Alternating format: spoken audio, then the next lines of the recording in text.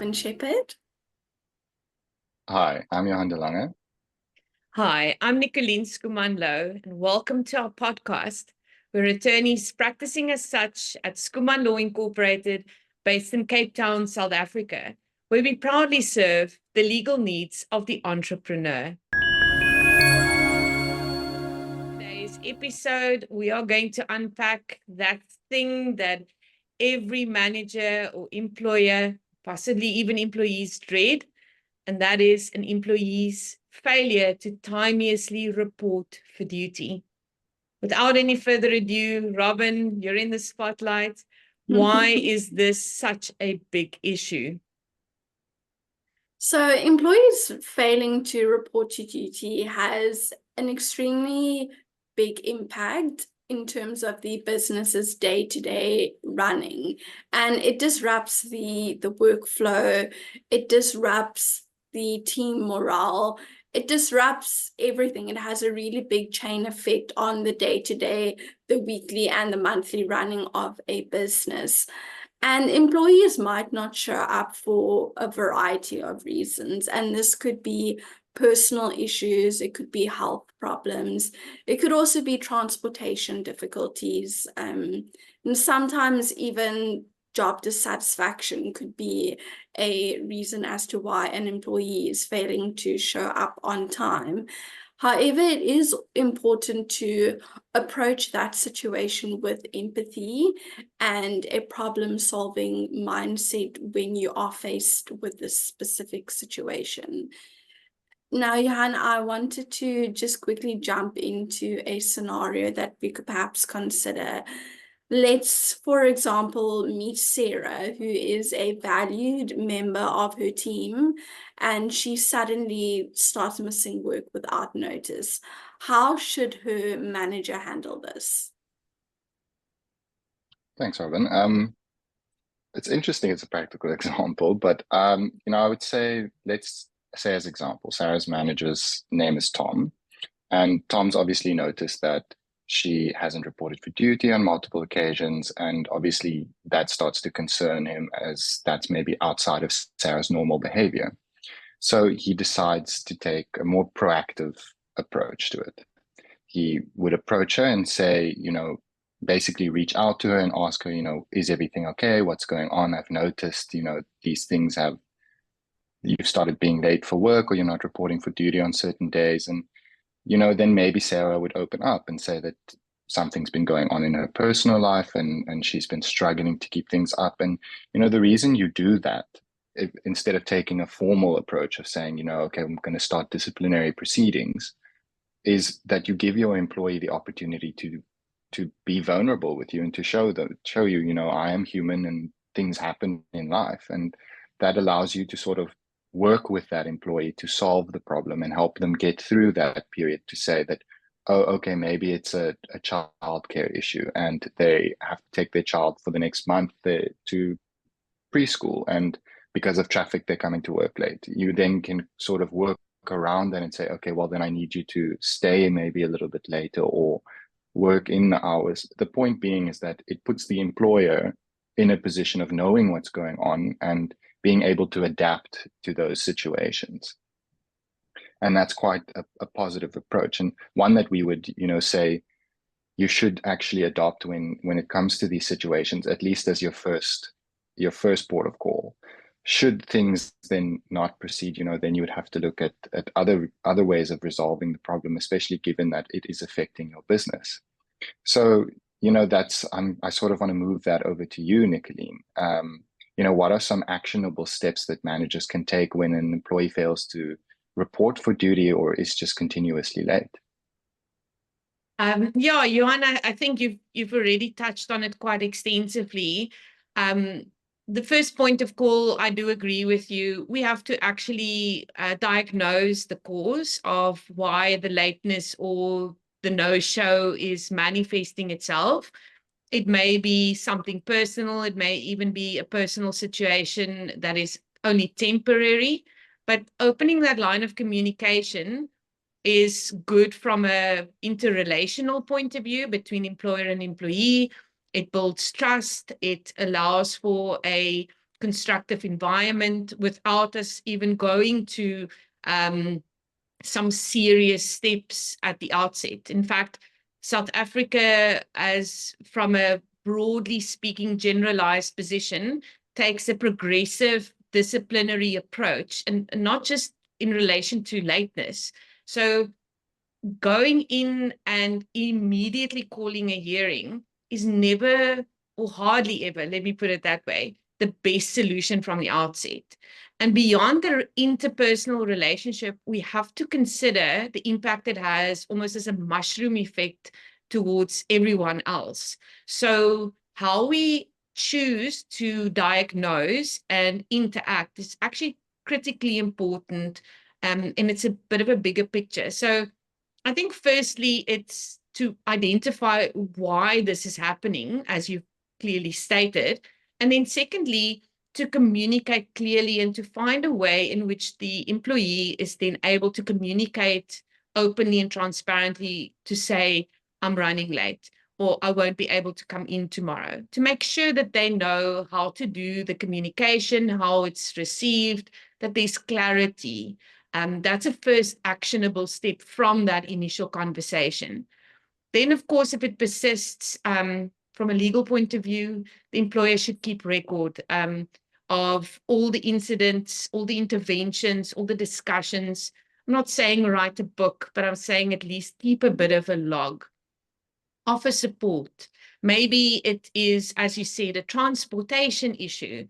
Maybe an arrangement can be made to say, start slightly later in the morning, but work in a little bit of time through tea or lunch, or stay a little bit later or in the day. No, maybe there is some flexibility. Maybe in a hybrid working environment, that could be explored for the employee to maybe have remote days and in-office days. Those are becoming quite general and often applicable these days. Offer support, of course, if it is maybe in some other way, some more soft or emotional support. Clear the expectations. I think in many instances, particularly if it's not a practical personal problem, maybe it's the problem you've touched on slightly, Johan. Maybe it's a question of unhappiness. Robin, you also alluded to that. If there's some form of unhappiness that is driving the unreliability, just circling back and maybe having that conversation to say, this is how it impacts everyone else. What do you suggest we do? Just to have those clear conversations and to clear the air, set out some clear communication guidelines and a way forward. I think that is a really practical approach. But obviously, in some instances, this doesn't succeed. And of course, we live in a modern world with fast-paced deadlines, and life needs to go on. So, Robin, what do we do, and at what point do we do this if this does not help us? So if the employee continues to miss work without any further notice, and we see that there is a continued pattern and there is far-reaching consequences of this, it's important that we move into a more formal process. We would look into formal warnings, looking into performance improvement plans, or in really severe cases, we would look at termination as well. But again, this is obviously, as both you and Johan had previously discussed, looking into the reasons first behind everything. I think that is very important. But then if that is still not addressed, moving into a more formal process, as I've just mentioned, but obviously doing that in line with legislation as well, to make sure that all the formal processes have been followed as well. Now, Johan, what would you say the managers should consider when dealing with absenteeism?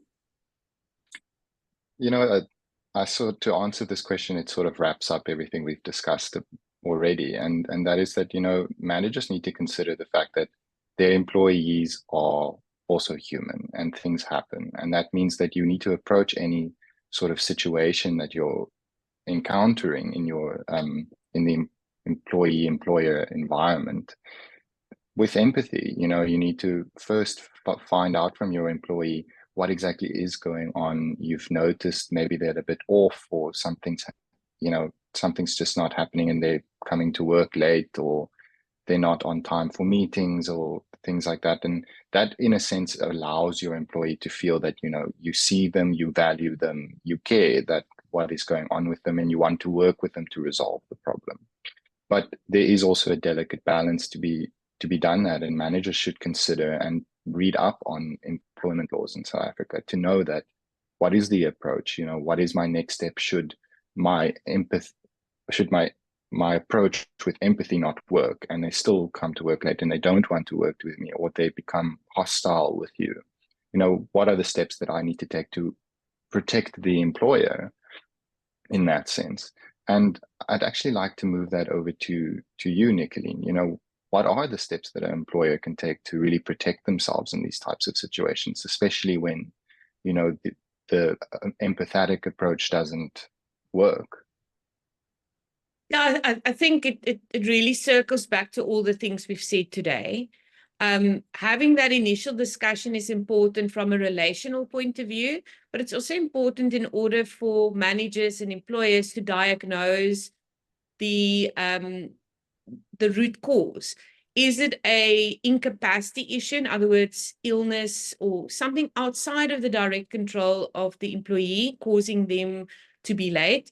Or is it just, you know, an intentional issue, you know, behavioral problem that stems from, or is a disciplinary issue to deal with?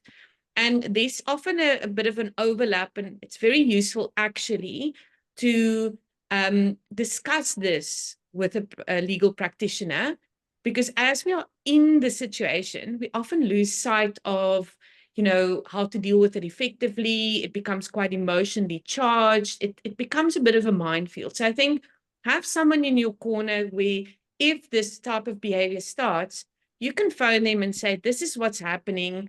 This is what I was told the problem is. This is how we've tried to address it. It's not working. What do we do now?